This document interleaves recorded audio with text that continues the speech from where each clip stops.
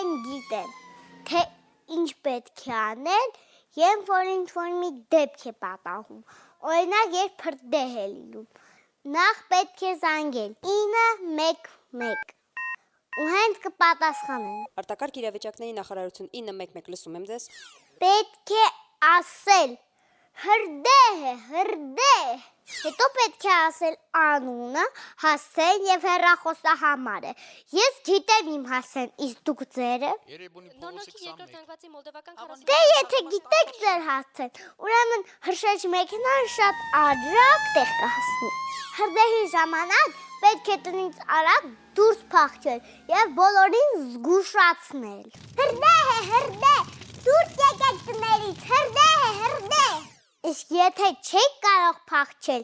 մի վախեցեք, որովհետեւ մեծերը անպայման կգան ու ձեզ կօգնեն։ Հիշեք, որ երբեք պետք չէ թաքնվել, թե չէ ձեզ կփնտրեն ու չեն գտնի։ Հրդեհի ժամանակ ծուխը վերև է բարձրանում։